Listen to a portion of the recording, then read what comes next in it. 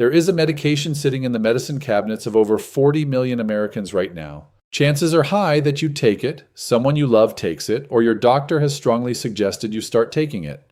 It is one of the most prescribed drugs in the entire history of modern medicine. And for decades, it has been handed out at routine checkups with barely a conversation about what it can do to your body over time. The drug class is statins. The brand names are Lipitor, Crestor, Zocor, and Pravachol. The generic names are atorvastatin, rosuvastatin, simvastatin, and pravastatin.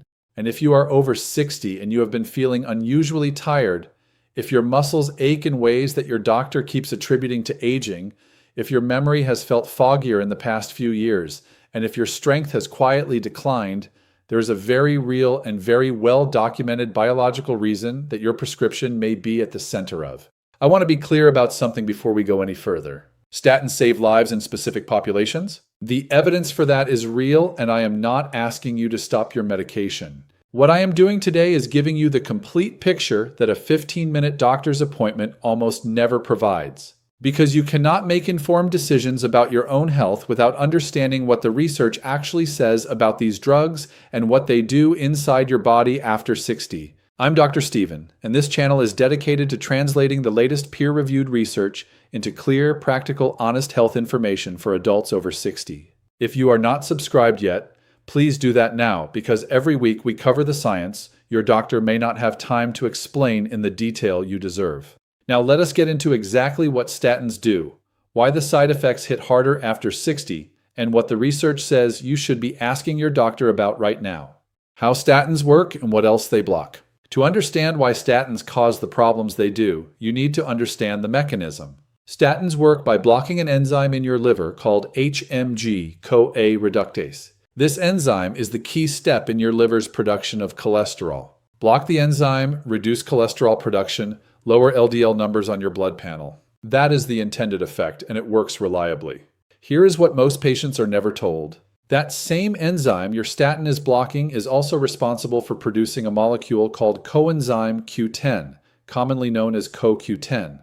CoQ10 is not a minor player in your body's chemistry. It is the essential compound your mitochondria, the energy-generating structures inside every single cell, use to produce ATP, which is your body's primary energy currency. Every muscle contraction requires ATP. Every cognitive process in your brain requires ATP. Every heartbeat requires ATP. When CoQ10 is depleted, your mitochondria cannot produce energy efficiently. And because statins block the same pathway that produces CoQ10 alongside cholesterol, every patient on a statin is experiencing some degree of CoQ10 depletion. The higher the dose, the longer the duration, and the older the patient, the more pronounced that depletion becomes. A study published in the journal Biofactors measured CoQ10 blood levels in patients before and after starting statin therapy. Within 30 days of beginning treatment, CoQ10 levels had dropped by an average of 40%. In patients over 60, the baseline CoQ10 levels were already lower than in younger adults because CoQ10 production naturally declines with age. Statins push levels that are already declining even further down. Comment below right now. Are you currently taking a statin medication for cholesterol? Just drop the name of the medication or simply yes or no. I want to understand how many people in this community are navigating this right now. The muscle problem. It is more than just soreness. The most widely known side effect of statins is muscle pain. Doctors call it myalgia. And the standard response when a patient reports it is usually one of three things. Switch to a different statin, lower the dose, or tell the patient it is probably not the medication and to give it more time. What many patients are not told is that statin-related muscle damage exists on a spectrum, and the mild end of that spectrum is far more common than the reported statistics suggest. The clinical trials that established statin safety largely relied on patients reporting their symptoms. But a landmark study published in JAMA Internal Medicine used a blinded crossover design, meaning patients alternated between statins and placebo without knowing which they were taking at any given time, and measured muscle function objectively rather than relying on self-report. The results were striking. Muscle pain scores were significantly higher during statin periods than placebo periods, and objective measures of muscle performance also declined during statin use. Here is the mechanism driving this. Statins reduce CoQ10 in muscle tissue specifically. Without adequate CoQ10, muscle mitochondria cannot generate energy efficiently. Muscles fatigue faster, recover more slowly, and in some cases, muscle fibers begin to break down. For a 45-year-old with strong baseline muscle mass, this manifests as noticeable soreness. For a 68-year-old who is already experiencing age-related muscle loss, a process doctors call sarcopenia, statin-related muscle damage compounds a problem that is already progressing on its own. A 2021 study published in the Journal of the American Geriatric Society examined statin use specifically in adults over 65 and found that long-term statin users showed measurably lower grip strength, slower walking speed, and greater muscle mass decline over a 4-year follow-up period compared to non-users matched for age, weight, and activity level. These are not just subjective feelings of weakness. These are objective functional measurements that predict falls, fractures, loss of independence, and mortality in older adults. Let me tell you about Robert. He was 71 years old when his wife brought him in because he had gone from an active man who golfed twice a week and did yard work on weekends to someone who needed to grip the railing to get up from a chair. His doctor had attributed it to normal aging. He had been on 40 milligrams of atorvastatin for 6 years. When we checked his CoQ10 level, it was critically low. When we reviewed his muscle enzyme levels, they were elevated, a sign of ongoing low-grade muscle breakdown that had been quietly progressing for years without anyone connecting it to his medication.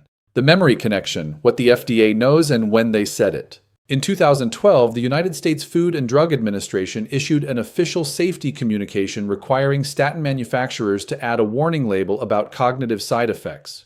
The warning specifically noted reports of memory loss, forgetfulness, and confusion associated with statin use.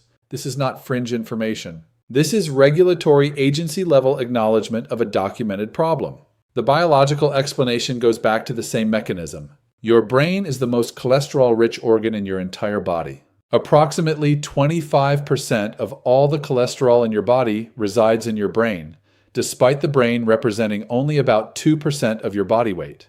Cholesterol is not merely floating around in your brain doing nothing. It is a critical structural component of neurons, the cells that transmit every thought, memory, and signal in your brain. Myelin, the protective sheath surrounding nerve fibers that allows signals to travel quickly and efficiently, is largely composed of cholesterol. Synapses, the connections between neurons where memory formation and cognitive processing happen, require cholesterol for proper function. When you aggressively lower cholesterol levels throughout the body, the brain is not immune to that reduction. A study published in the journal Pharmacotherapy analyzed self-reported cognitive complaints in statin users and found that a significant proportion of patients reported notable memory issues that began after starting statin therapy and in many cases partially or fully resolved after discontinuation. The researchers noted that older patients appeared more vulnerable to these cognitive effects, likely because aging already reduces the brain's reserve capacity and CoQ10 levels. So the additional impact of statin-related depletion crosses a threshold that younger patients may not reach. Here is something that matters for how you think about this. Cognitive changes from statins are often gradual. They do not announce themselves as a dramatic event. They look like the normal fog of getting older. You forget a name that should come easily. You lose a word mid-sentence. You walk into a room and cannot recall what you came for. These things happen to everyone occasionally. But when they are happening more frequently and your statin was started 2 or 3 years before the pattern emerged, that timeline deserves serious attention. Have you or someone you love noticed memory changes that started after beginning a statin? Comment below and tell me when it started relative to the medication. The pattern in this community is something I want to understand. Who is actually helped by statins and who may not be? This is the conversation that takes the most courage to have, honestly. Because the evidence on statins is not uniformly positive for all populations, and the medical community has been slow to communicate that nuance to patients. The strongest evidence for statins preventing heart attacks and strokes comes from a specific population. People who have already had a heart attack, people with diagnosed coronary artery disease, and people with diabetes combined with at least one additional cardiovascular risk factor. In these groups, the benefit to risk calculation is generally favorable and well supported by large clinical trials. The evidence for statins in what is called primary prevention, meaning people who have high cholesterol but have never had a heart attack or been diagnosed with cardiovascular disease, is considerably more debated, especially in older adults. A rigorous meta-analysis published in JAMA Internal Medicine examined statin use in adults over 65 for primary prevention specifically and found that the absolute risk reduction in cardiovascular events was modest, while the absolute risk of muscle-related side effects and other adverse effects was meaningful. Several co-authors concluded that for adults over 75 in particular, the benefit-to-risk balance for primary prevention statins is genuinely uncertain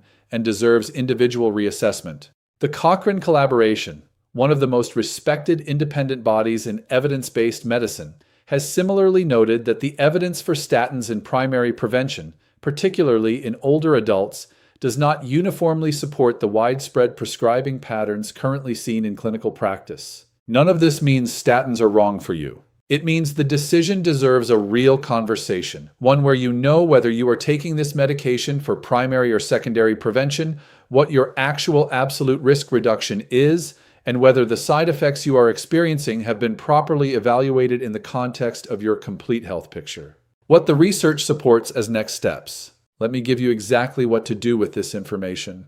The first step is to determine why you are on a statin. Ask your doctor directly, am I on this medication for primary prevention? Meaning I have not had a heart attack, or secondary prevention, meaning I have already had a cardiovascular event or have diagnosed heart disease? This single distinction shapes the entire benefit-to-risk calculation. The second step is to ask about CoQ10 testing and supplementation. Request a CoQ10 blood level test. This is not a standard panel item, but it is a legitimate and available test. If your levels are low, and in long-term statin users they frequently are, discuss CoQ10 supplementation with your doctor. Research published in the American Journal of Cardiology found that CoQ10 supplementation at 100 to 200 milligrams daily significantly reduced statin-related muscle pain in patients with documented myalgia. Several cardiologists now recommend CoQ10 supplementation as a standard companion to statin therapy in older adults, though it is rarely mentioned proactively. The third step is to request a medication review that includes your complete side effect history. Write down every symptom you have experienced since starting your statin. Fatigue level changes, muscle soreness or weakness, memory or cognitive changes. Bring that written list to your appointment. Verbal reporting in a busy clinic is easy to minimize. A written documented list is harder to dismiss. The fourth step is to ask about your actual numbers. Request a calculation of your absolute risk reduction, not relative risk reduction. These two numbers sound similar but tell very different stories. A drug that reduces your risk from 2% to 1% has a 50% relative risk reduction, which sounds impressive. But the absolute risk reduction is 1%, meaning you would need to treat 100 people to prevent one event. Understanding your actual numbers puts the decision in proper context. The fifth step is to discuss alternatives if side effects are significant. There are non-statin cholesterol-lowering options including ezetimibe, PCSK9 inhibitors, and bempedoic acid that work through different mechanisms and do not carry the same muscle and CoQ10-related risks. Lifestyle interventions including dietary changes, specific fiber intake, and omega-3 supplementation also have documented effects on cardiovascular risk that deserve to be part of any complete conversation.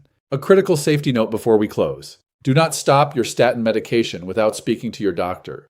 For patients with established cardiovascular disease, abrupt discontinuation of statins has been associated with a rebound increase in cardiovascular risk. Any decision to discontinue or change your medication must be made collaboratively with your physician and managed carefully. What I want you to leave with today is not fear of your medication. It is the clarity to have a better conversation about it. Statins are not universally good or universally harmful. They are powerful drugs with real benefits in specific populations and real documented risks that intensify with age, dose, and duration, and that intersect with the very symptoms millions of seniors are currently being told are simply a natural part of getting older. You deserve to know whether your fatigue, your muscle weakness, and your memory fog have a name, and you deserve a doctor who will sit with you long enough to find out. Comment below with one of these 3 responses. Comment reviewing mine if you are going to look at your medication list and ask these questions at your next appointment. Comment your current statin and dose if you want this community to know they are not alone. Or comment sharing if someone you care about is experiencing these symptoms and has never connected them to their cholesterol medication. Please subscribe because next week we are covering the hidden thyroid pattern that affects millions of adults over 60 and that standard blood panels consistently miss, even when results come back labeled as completely normal. That video could change everything about how you understand your energy, your weight, and your metabolism. I'm Dr. Steven. You deserve complete information. Take good care of yourself